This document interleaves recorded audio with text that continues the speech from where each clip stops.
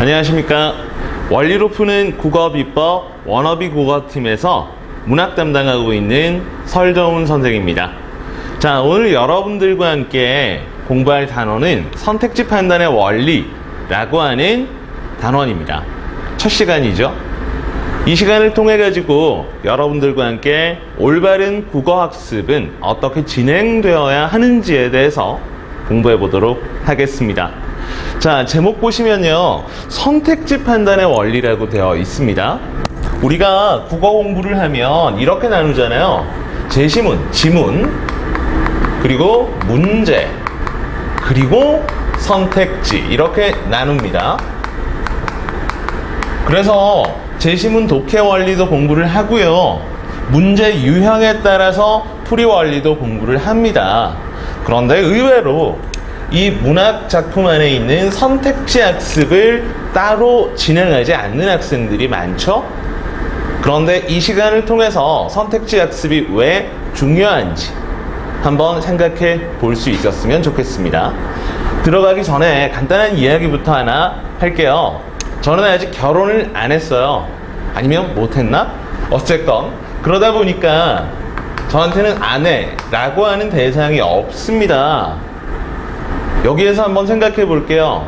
제가 아내라고 하는 대상의 개념을 몰라서 아내가 없는 겁니까? 아니겠죠. 저는 분명히 아내라고 하는 대상에 대해서 그 개념을 정확하게 알고 있습니다. 간절해서 남들보다 더 잘 알 수도 있습니다. 그죠? 그런데 왜 아내가 없습니까? 물론 상대방의 입장에서는 제 생긴 거라든지 성격 같은 게 문제가 될 수도 있겠죠. 하지만 제 입장에서는요, 이 개념은 알고 있는데 뭐가 문제냐? 어떻게 하면 아내를 찾을 수 있는가 하는 찾는 방법을 모른다는 게 제 입장에서는 문제예요. 안타깝죠? 그럼 이제 다시 우리가 해야 하는 수능 얘기로 돌아와 볼게요. 수능 시험에 대해서 어떤 이야기들이 있습니까? 수능이라고 하면 시험 성격을 이렇게 얘기하죠. 단순 지식을 측정하는 시험이 아니에요. 그럼 무엇에 대해서 묻습니까? 그렇죠. 사고력을 측정하는 시험이라고 이야기를 합니다. 자, 방금 이야기를 했던 이것과 수능 시험의 성격이 대응할 수 있을 것 같은데요. 개념에 해당하는 것이 단순 지식과 대응할 수 있습니다. 그럼 사고력을 측정한다 할 때 그 사고력에 대응하는 것은 찾는 방법에 해당할 수 있겠죠. 우리가 국어 시험지, 해설지 이렇게 찾아보시면요, 사고라는 말이 굉장히 문제의 해설지에 많이 붙어 있을 겁니다. 사실적인 사고야, 추론적인 사고야. 그래서 사고력 시험이라고 부르나? 사고력은 어떻게 길러야 하나? 고민이 많죠. 생각하는 힘을 길러야 해. 그러니까 독서를 많이 해야 돼. 그리고 생각을 많이 해봐야 돼. 논리적 사고를 해야 돼. 근데 다 추상적인 얘기로 들릴 가능성이 높은 것 같습니다. 간단하게 생각하자고요. 사실적으로 찾아내라, 추론해서 찾아내라 라는 겁니다. 별다른 얘기가 아니죠. 아직까지 감이 정확하게 오지 않으신다면 이렇게 한번 보도록 할게요. 수능 시험의 성격에 대해서 한번 생각해 볼 거예요. 단순 지식을 측정한다 라는 것과 사고력을 측정한다 라는 것이 어떻게 다른가? 의인법이라고 하는 개념을 하나 넣어두었습니다. 의인법에 대해서 단순한 지식을 측정한다면 어떻게 되어야 하는가? 이렇게 되어야 합니다. 의인법은 무엇인가? 라는 것을 물어야지 그건 지식을 측정하는 시험이 돼버립니다. 그런데 수능에서는 이런 문제가 안 나오잖아요. 어떻게 나옵니까? 사고력을 측정한다? 제시문에서 의인법을 찾을 수 있는가를 묻겠죠. 의인법을 다 쓸게요. 귀찮아서. 의인법을 찾으시오. 찾을 수 있는가? 이걸 물어보는 게 사고력 측정입니다. 결국은 주어진 제시문 내지는 정보에서 특정한 개념을 찾아내라가 바로 사고력을 측정하는 문제인 거예요. 아시겠죠? 그러면 이쪽 단순 지식 측정은 개념 학습만으로도 충분합니다. 하지만 사고력을 측정하는 것에 대비하기 위해서는 기본적인 개념을 뛰어넘어서 그걸 어떻게 찾아낼 수 있나로 학습이 되어야겠죠. 이해되시죠? 그럼 다음 슬라이드를 보면서 방금 했던 우리 이야기에 대해서 조금 더 생각해 보도록 하겠습니다. 자, 수능이 사고력을 측정하고 지식을 묻지 않는다면 의문점 1번입니다. 수능이 단순 지식을 묻는 시험이 아니라면 그렇다면 단순 지식은 필요 없습니까? 하는 궁금증이나 의문이 생길 수 있겠죠. 그런데 이거에 대한 대답 뭘 것 같습니까? 필요합니다. 반드시 필요합니다. 하지만 걱정하실 필요는 없습니다. 이 단순 지식, 개념, 그것에 대해서 필요는 하지만 어디까지 필요한가? 가장 기본적 개념만 필요하다고요. 우리가 개념서를 놓고 아주 깊이 있게, 심도 있게 공부할 필요까지는 없습니다. 어떻게 찾는지가 중요하니까. 수능이 요구하는 단순 지식이라고 하는 건요, 고등학교 1학년 때까지, 즉 국민공통교육과정 안에서 일어났던 개념들을 단순 지식으로 분류하고 있습니다. 내가 그게 안 돼 있으면 어떡하지? 하는 걱정이 있을 수는 있죠. 서점 가서 개념서를 한번 찾아다가 펼쳐보세요. 그럼 거기 목차가 나와 있거나 개념과 관련되어 있는 색인들이 있지 않겠어요? 그걸 한번 쫙 훑어보시면 아마 깜짝 놀라실 겁니다. 왜? 내가 알고 있는 개념이 생각보다 너무 많아서. 개념서에서 쫙 서술되어 있는데 아마 90% 이상의 개념을 알고 있을 겁니다. 개념은 내가 모르는 것만 채워두시고 기본적인 것들만 가지고 가시면 됩니다. 아시겠죠? 그럼 두 번째, 개념에 대해서 알고 있다면 뭐 찾는 방법을 따로 공부하지 않아도 그냥 찾아지는 거 아닐까 하는 궁금증이 들 수도 있죠. 야, 이거에 대한 대답을 들어가기 전에 또 다른 얘기 한 번만 더 짧게 해볼게요. 우리가 병에 걸려서 병원에 갔습니다. 그럼 병원에서는 병을 진단해야겠죠. 근데 이 병을 찾기 위해서 진단을 하는 방법이 하나입니까? 병에 대해서 안다고 그 병을 바로 찾을 수 있습니까? 아니죠. 병을 안다 하더라도 그걸 찾아내고 진단하는 방식은 여러 가지가 있습니다. 뭐 눈병처럼 빨개졌어, 혹은 상처가 나서 찢어졌어 처럼 그냥 보기만 해도 찾아지는 것들이 있는 반면에 CT를 찍거나 아니면 종양을 떼내서 검사를 하거나 해서 좀 더 복잡한 방법으로 찾아야 하는 병들도 있는 겁니다. 문학에서 어떤 개념을 찾아내는 원리도 마찬가지입니다. 상당수의 개념들은 우리가 직관적으로 개념만 알면 찾아집니다. 하지만 우리가 자주 틀리는 문제들, 학생들이 어려워하는 문제들은 CT나 MRI를 통해서 찍듯이 약간은 찾아내는 방법이 개념과 동떨어져 있는 경우가 분명히 존재하거든요. 실제 국어 시험이 그렇게 어렵게 나오지 않기 때문에 우리가 이런 문제들, 개념이 눈으로 보이지 않는 것들을 찾아내는 방법에 대한 학습이 반드시 필요합니다. 아시겠죠? 자, 그럼 정리 한번 해볼게요. 단순 지식을 측정한다. 아니다. 단순 지식을 측정하지 않는다. 그런데 단순 지식을 측정하지 않을 때 필요한 개념은 딱 기본, 과잉된 학습을 하지 마시란 얘기예요. 아시겠죠? 이게 무엇이다 라는 것까지만 파악하고 계시면 됩니다. 두 번째, 개념만으로 찾을 수 있는가? 개념만으로 찾을 수 있는 것도 있지만 실제 우리가 대비해야 하는 문제들은 찾는 방법을 따로 학습하셔야 된다. 되시겠죠? 두 가지 기억해 주시기 바랍니다. 그러면 다음으론 이제 실제 기출문제를 하나 보시게 될 겁니다. 이 기출문제를 통해서 찾는 방법이라고 하는 것 대체 어떻게 접근해야 되는지에 대해서 생각해 볼 겁니다.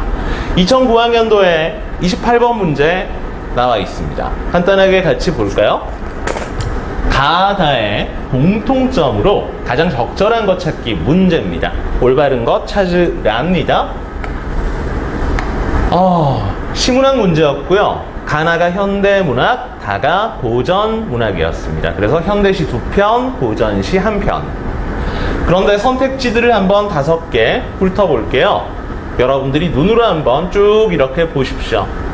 상당히 어려운 개념들이 혹시 남아있나? 별로 그렇게 어려운 건 없을 겁니다. 그나마 4번 선택지에 있는 관조적인 자세라고 하는 걸 들어는 본 개념인데 딱히 뭐라고 내가 정의하기는 어려운 개념 정도가 될 거고, 나머지 것들은 상당히 쉬운 것들이 들어가 있죠. 정답은 몇 번이었냐면요, 정답은 1번이었습니다. 이 개념이 어떤지 한번 읽어볼게요. 과거의 상황을 환기하며, 환기하다, 불러일으키다, 떠오르게 하다, 생각나게 하다. 어쨌건 과거의 상황을 생각나게 하며 화자의 정서를 드러낸다. 이게 답이었습니다. 이 선택지 안에서 여러분들이 이해가 안 된다거나 모르는 개념들이 있습니까? 아마 거의 없을 겁니다. 상당히 쉽죠. 이렇게 쉬운 개념이 정답이었으니 많은 아이들이 답을 맞췄어야 할 텐데 실제 결과는 이렇게 됐습니다. 결과를 보시면 정답보다 오답을 선택한 학생들이 많았습니다. 대단하죠? 정답을 선택한 학생은 36%, 오답을 선택한 학생들이 47%입니다.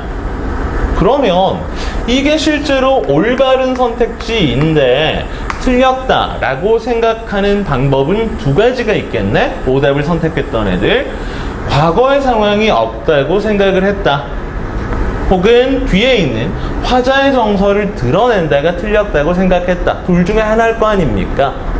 자, 일단 두 개 다 문제가 되긴 했었습니다. 이게 틀렸다고 생각한 친구들은 과거의 상황을 다 제시문에서 못 찾은 학생이 일부가 있었고요. 그 다음에 화자의 정서를 드러낸다를 나 제시문에서 판단하지 못한 학생들이 있었습니다. 일단 우리가 오늘 주목할 부분은요, 여기 화자의 정서를 드러낸다. 되게 쉽게 보이는 이 대목을 가지고 한번 생각을 더 해볼게요. 자, 1번이 틀렸다고 생각하는 학생들의 심리를 우리가 예측해 볼 거예요. 화자의 정서를 드러낸다가 틀렸다라고 판단한다고요? 그럼 정서가 드러나지 않는다라고 생각했을 거예요. 시를 한번 훑어볼게. 1년부터 4년까지 나뭇잎 하나라는 시가 들어가 있는데, 자, 빠르게 한 번만 훑읍시다. 1년이요.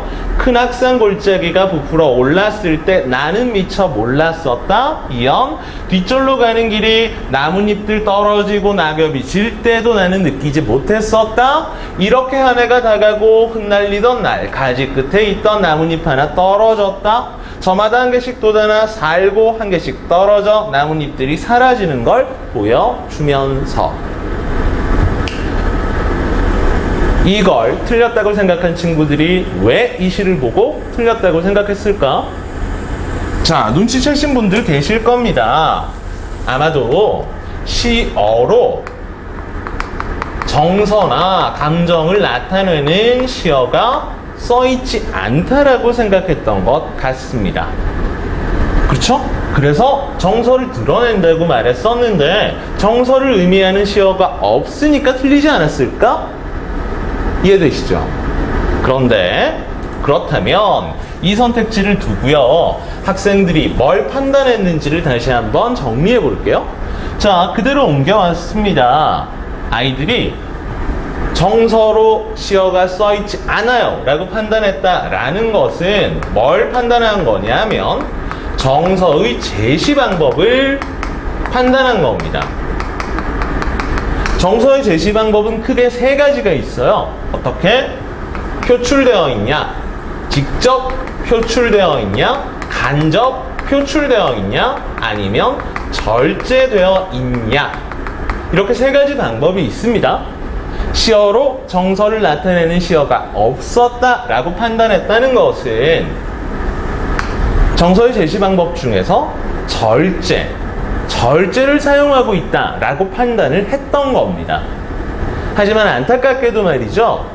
이 선택지는 정서의 제시 방법을 물어보는 선택지가 아닙니다. 정서의 제시 방법을 물어보는 선택지는요, 이 앞뒤에 화자의 정서를 드러낸다 사이사이나 앞뒤에 어떻게 라고 하는 서술이 추가되어 있습니다. 예를 들자면 화자의 정서를 직접 드러낸다, 간접적으로 드러낸다, 화자의 정서를 절제하고 있다, 혹은 화자의 정서를 강하게 드러내고 있다 따위에 어떻게 정서를 드러내는지가 들어가 있을 때 우리가 판단하는 게 정서의 제시 방법입니다. 그럼 이 선택지는 대체 뭡니까? 얘는 말이죠, 서정갈래의 특징을 물어보는 선택지입니다. 서정갈래의 특징.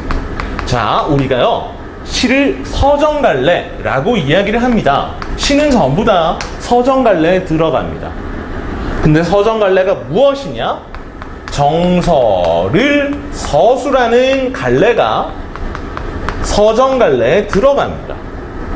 다시 얘기해볼까요? 그러면 시는 서정갈래니까, 정서를 서술하는 갈래니까, 시라면 무조건 정서를 서술해야 됩니다. 이해되시겠습니까?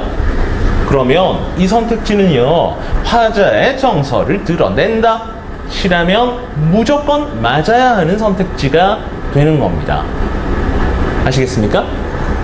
우리가 여기서 생각해 봐야 할 점, 아이들의 문제는 무엇이었을까? 선택지를 두고요, 이 선택지가 무엇을 물어보는지를 일단 몰랐다는 게 문제겠죠. 정서의 제시 방법을 묻는 것인지, 서정갈래의 특징을 묻는 것인지, 그것부터를 판단하지 못했다는 얘기입니다. 선택지 학습의 원리가 필요한 이유는 여기에 있습니다. 일단 선택지가 나한테 요구하는 게 무엇인지를 알아야 하는데, 그러려면 수능이 말하고 있는, 수능이 사용하고 있는 선택지의 형태를 학습해 두어야 한다는 거죠. 그래야지 이걸 찾아야, 뭘 판단할지 찾아야 그 다음에 판단하는 원리건 찾아내는 원리건 넘어갈 수 있는 겁니다. 이해하시겠죠? 그래서 우리가 선택지 학습을 할 때는 이 몇 가지 단계가 있습니다. 간단하게 3개로 나누어 드렸는데요. 첫 번째, 방금처럼 우리가 일반적으로 쉬운 개념이다 해서 그냥 내가 아는 개념으로 들어가는 게 아니라 수능 선택지가 무엇을 물어보는지 학습을 할 수 있어야 합니다. 그래서 무엇을 찾고 있는가? 선택지를 통해서 그걸 알아내야 돼. 두 번째로는요, 언신, 국신이라고 불리는 애들이 많이 사용하는 기술입니다. 애매한 것, 내가 잘 모르는 것, 혹은 판단이 불필요한 선택지 부분이 있다? 그런 것들을 잘 체크하고 걸러낼 줄을 압니다. 여러분들도 이 선택지들을 학습을 통해서 판단을 하셔야 됩니다, 나중에. 그 다음, 그리고 나서 내가 걸을 것, 거르고 찾아야 될 것, 찾았으면 찾는 방법에 대해서 학습하셔야 되죠. 그리고 그게 맞는지 틀리는지 판단하는 방법까지 하셔야 됩니다. 잘 기억해 두십시오. 선택지, 문학 선택지를 보시면 얘는 무엇에 대한 선택지인지, 무엇을 생각하시고 판단할 수 있는 건지 아닌지 판단하시고, 그 다음엔 찾는 방법은 뭔지, 이 3가지 단계, 무엇이냐, 걸을 건 아닌가, 걸을 건 아닌가, 그 다음 어떻게 찾는가, 3개입니다. 이 3개 기억하고 계시면서 다시 우리 아까 선택지로 돌아와서 차근차근 한번 해볼게요. 무엇을 찾는가부터 하자고요. 그러기 위해서 뭘 좀 해주시냐, 선택지를 나누어 주십시오. 어떻게? 이렇게. 과거의 상황을 환기하며 대각선 그어서 A라인, B라인 좌우로 나누어 주시고 2번 자연의 변화를 표현하여 대각선, 감각적 이미지를 활용하여 대각선, 관조적인 자세로 대각선, 어조로 대각선. 이해되시겠습니까? 선택지를 이렇게 인지해달라는 겁니다. 왼쪽, 오른쪽, A라인, B라인 이렇게. 되시겠습니까? 이렇게 좌우로 좀 나눠주십시오. 문학 선택지가 하나의 정보를 물어볼 때도 있습니다. 기억은 어둠의 이미지를 나타내고 있다처럼 하나의 정보를 물을 때도 있지만 상당수의 문학 선택지들이 이렇게 둘 이상의 정보를 가지고 가는 경우가 많습니다. 무엇을 판단해야 할까? 그게 몇 개인지부터 알아내야지 되겠죠. 자, 그러면 이렇게 쭉 자른단 말이야. 그러면 선택지들이요 이렇게 돼버려. 보통 시문학에서는 A, 좌측에 들어가는 A라인에는요 표현법이 들어가는 경우가 상당히 많습니다. 과거의 상황을 나타내는가, 감각적 이미지를 활용하는가, 이런 어조를 사용하는가 따위에 표현 방식과 관련된 부분이 많이 들어가고요. 오른쪽에서는요 B라인, 정서나 태도나 분위기가 들어가는 경우가 상당히 많죠. 지금 여기에서도 보시면 화자의 정서를 드러낸다, 예찬적 태도이다, 예상적 분위기다. 되시겠죠? 자, 그리고 이게 들어갈 때도 있습니다. B라인에. 이건 조금 잘 봐두시면 좋은데요. 표현법에 따른 효과가 들어갈 때가 있죠. 이건 예문 하나만 들어볼게요. 볼게요. 자, 표현법, A라인에 표현법이 들어가니까 나는 반복법을 해볼게요. 반복법을 사용하여 혹은 반복법을 통해 B라인에 그것에 따른 효과, 운율감을 형성하고 있다. 그러면 A라인은 표현법, B라인은 그것에 따른 효과. 맞죠? 그런데 이 효과라고 하는 부분은 우리가 따로 판단하실 필요가 없습니다. 항상 맞으니까 무조건 효과는 맞습니다.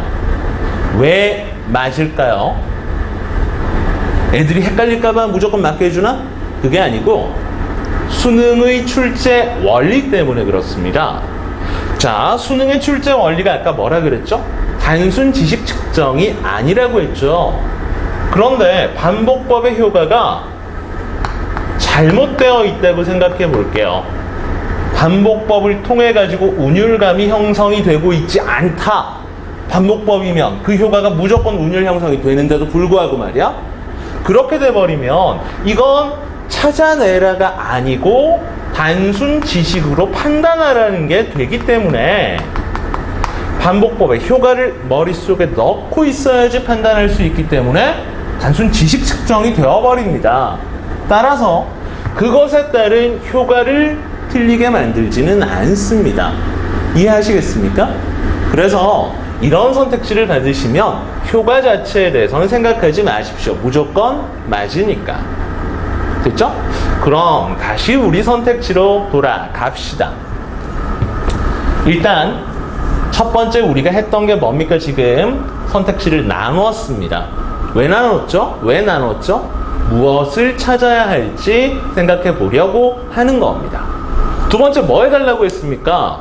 애매한 거, 모르는 거, 불필요한 거 잘라내자고. 거꾸로 찾을게요. 저는 순서를 좀 거꾸로 해서 불필요한 것부터 걸러낼게요. 판단이 불필요한 것들. 이미 1번 선택지에서는 하나 같이 했잖아요. 화자의 정서를 드러낸다. 판단 불필요. 왜 그랬죠? 시는 서정 갈래니까. 정서를 서술하는 갈래니까 시라면 무조건 맞아요. 판단 안 해도 된다고요. 하나 더 있습니다. 하나 더 있어요. 굳이 판단하지 않아도 되는 거. 생각 잠깐 해보십시오. 정답은 뭘 판단하지 않아도 되냐? 3번입니다. 감각적 이미지를 활용하여 라고 하는 것에 대해서는 판단하지 않으셔도 됩니다.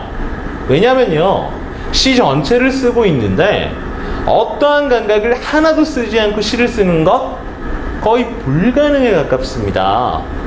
책상이라고 하는 단어 하나도 시각이건 청각이건 미각이건 후각이건 하나의 감각이라도 동원을 해야지만 우리가 그걸 인지할 수 있거든요. 아시겠죠? 그래서 시라고 한다면 최소한 하나 이상의 감각은 사용하게 마련이니까 굳이 판단하지 말자는 겁니다. 아시겠죠? 다만 주의할 점, 그냥 양이 좀 작은 경우, 기억 밑줄 되어 있어, A 해가지고 한 두 줄 묶어놨어, 이렇게 양이 작으면 관념으로만 서술이 가능합니다. 감각 없이 그립다 그립다 그립다 라고만 그냥 기억이 밑줄 되어 있어, 그런 경우는 감각이 사용되지 않았겠죠.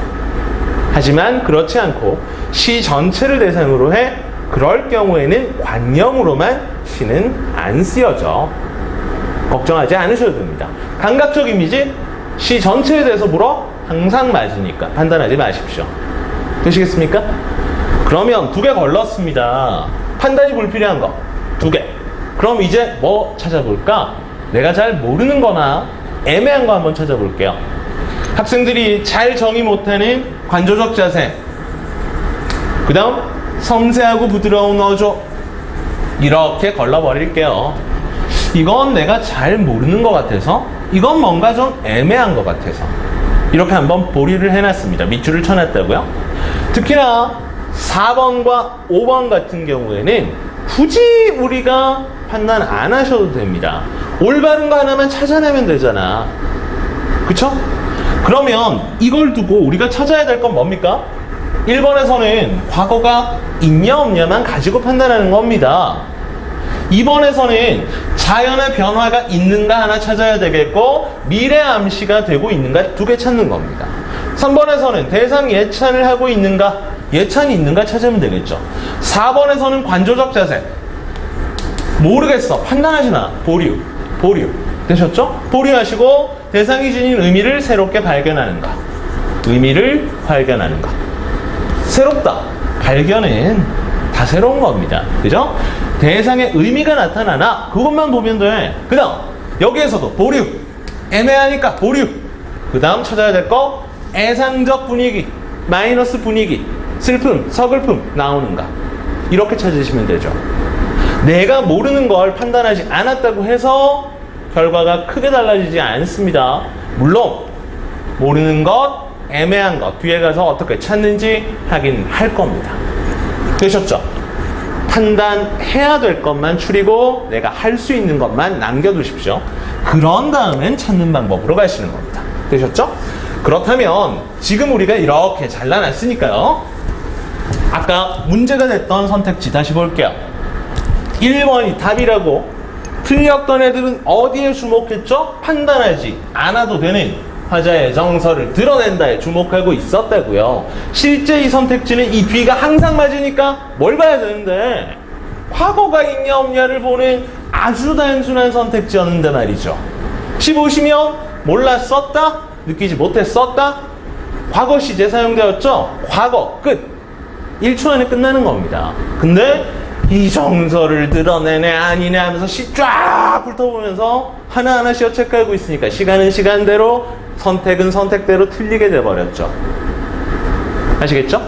그러면 이제는 나머지 선택지들 중에서 판단이 조금 애매한 거, 개념은 조금 아리까리하기도 하고 했는데 몇 가지 확인해 볼게요.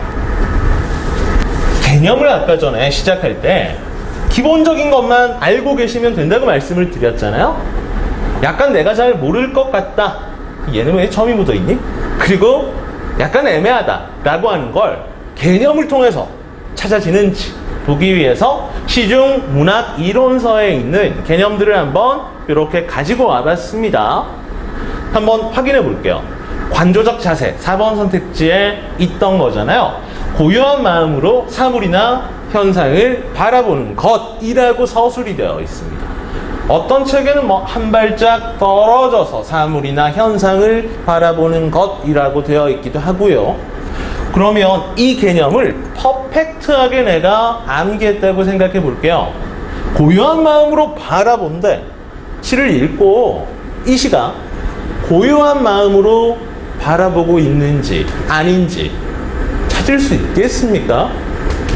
이 고요한 마음만으로 안 찾아집니다. 시에서 시를 쓰는 사람이 화자가 내 마음은 고요하다, 고요하다, 고요하다, 고요하다 말한다고 해서 그게 관조입니까? 아니거든요. 개념만으로는 안 찾아집니다. 어조도 마찬가지인데 한번 볼게요. 어조, 화자가 사용하는 말투, 억양, 주로 종결어미를 통해서 드러난다. 종결어미만 본다고 해서 다 찾아질까요? 실제 나와 있었던 섬세하고 부드러운 어조가 종결어미만으로 찾아집니까? 아닙니다. 그리고 어떤 개념서에는 순기출 개념어를 설명하다가 이 섬세하고 부드러운 어조를 설명해 놓은 책도 있더라고요. 그래서 그대로 옮겨왔는데 여성적 어조, 요즘엔 성 정체성이 좀 다양해서 여성적 어조인지는 잘 모르겠지만 그래서 자기도 조금 더 덧붙여 놨더라고요. 섬세하다는 것은 대상을 세밀하게 살피는 것으로 감수성이 풍부하다는 의미이다. 감수성이 풍부하다? 그러면 우리가 섬세하고 부드러운 어조를 찾기 위해서 감수성이 풍부한 시를 찾아보겠어 하고 이렇게 읽어야 됩니까? 그거 찾아집니까? 감수성이 풍부한 시가 대체 뭔데? 개념만으로는 분명히 한계가 있다고요. 개념은 딱 어디까지나 이게 뭐냐? 라는 것만 기본적으로 알고 계시고 실제로는 찾는 방법, 판단하는 방법, 원리 학습을 하셔야 됩니다. 그럼 우리가 직접 한번 접근해 볼게요. 개념이 아니라 찾는 원리를 공부하자고요. 관조? 기억나십니까? 아까 방금 앞에서 했는데 고요한 마음으로 대상이나 현상을 바라보는 것이었죠. 근데 고요한 마음을 판단하기가 너무 어렵다고. 그래서 어떻게 판단하면 좋을까? 거꾸로 갈게요. 관조를 찾는 게 아니라 절대 관조가 되지 않는 것을 찾아내는 게 훨씬 쉽습니다. 고요한 마음이 안 되어야 하니까요. 어떻게 찾으면 될까? 정서가 강하게 드러나면 절대 고요한 마음이 아니잖아. 그래서 시에서 정서가 직접 표출된 것이 반복적으로 노출된다거나 아니면 정서를 아주 강조해서 드러내는 표현 방식인 영탄법이 사용되었다거나 이런 경우에는 고요한 마음이 되지 않기 때문에 관조가 되지 않습니다. 이건 찾을 수 있는 거잖아요. 이해되시겠죠? 그래서 관조적인 자세나 태도 이런 것들은 굳이 관조를 찾아내려고 애쓰는 것보다 관조가 아닌 것을 눈으로 확인해서 찾은 다음에 거르는 게 훨씬 더 눈에 보이는 찾는 방법이 되는 겁니다. 되시겠죠? 그럼 다음 어조를 한번 볼게요. 어조가 아까 전에 뭐라고 돼 있었죠? 말투가 주로 종결어미를 통해서 실현된다. 하지만 종결어미만으로 절대로 어조는 찾아지지 않습니다. 물론 종결어미를 통해서 찾는 것도 있죠. 하지만 정리 몇 가지 해볼게요. 어조는 크게는 세 가지 방법에 의해서 찾습니다. 첫 번째, 표현법에 따라서. 두 번째, 정서나 태도에 따라서. 세 번째, 플러스 마이너스로 바꾸어서 이렇게 찾아야 되는 것들이 어조입니다. 물론 플러스 마이너스가 분위기나 정서 이렇게 같이 이어지기도 합니다. 구체적으로 예를 하나씩 들어볼게요. 자, 어조 판단에서 표현법을 통해서 판단하라 라고 하는 것은 이런 것들입니다. 반복적 어조 그리고 영탄적 어조 많이 들어보셨죠? 반복적 어조나 영탄적 어조는 그 자체로 반복법이 있느냐 영탄법이 있느냐를 따지는 겁니다. 수사법 같은 것들 이해하시겠죠? 그 다음 두 번째 거 볼까요? 두 번째, 정서나 태도로 찾아야 되는 어조 상당히 많습니다. 애상적 어조, 슬픔의 정서가 나와 있는가? 비싼 게 자꾸 부러져. 그 다음 아주 많이 보는 거 윤동주 시에서 반성적 어조, 성찰적 어조. 아니 종결어미를 본다고 해서 반성적 어조가 찾아집니까? 성찰적 어조가 종결어미를 찾아지냐고. 아니잖아. 시에서 화자가 이런 정서나 태도를 보여주는가를 찾아야 돼요. 이해되시겠습니까? 그 다음 세 번째, 플러스 마이너스로 치환하는 것이 효율적인 어조, 그래야 잘 보이는 어조. 아까 했던 거 마찬가지야. 섬세하고 부드러운 어조, 섬세하다. 그리고 기출 중에 이런 게 있었죠. 경쾌하고 발랄한 어조. 아이고, 경쾌하고 발랄한 어조. 얘들은 말이죠, 공통점이 있어요. 섬세하다, 경쾌하다, 발랄하다. 다 나랑 같은 공통점이 있죠. 농담이고 미안합니다. 공통점. 사람마다 이걸 판단하는 기준이 다릅니다. 어떤 사람은 절 보고 섬세하다고 생각하지만 어떤 사람은 아니라고 판단을 한다고? 마찬가지. 경쾌하다, 발랄하다도 발음이 잘 안 되네. 경쾌하다, 발랄하다도 사람마다 달라요. 주관적인 기준이 들어갈 수밖에 없는 선택지들이라고. 왜? 정도나 양의 개념이니까 이건 사람마다 다를 수밖에 없습니다. 단 우리가 할 수 있는 게 하나가 있죠. 이걸 플러스에 가까운 것인지 마이너스에 가까운 것인지는 위치를 시킬 수가 있다고. 그래서 얘들 플러스일까 마이너스일까? 그렇죠.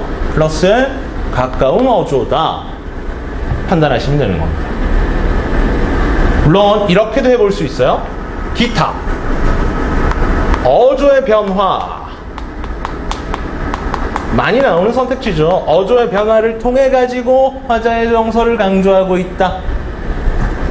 어조의 변화는 앞에 있었던 것들 종결어미 다 종합적으로 판단을 하셔야 돼. 앞에서 표현법이 반복법이 쭉 나오다가 뒤에는 영탄으로만 끝나. 표현법이 달라져도 어조 변화입니다. 그 다음 정서 태도도 앞에서는 슬퍼 하다가 뒤에서 희망, 기대 변하면 어조의 변화입니다. 되시겠죠?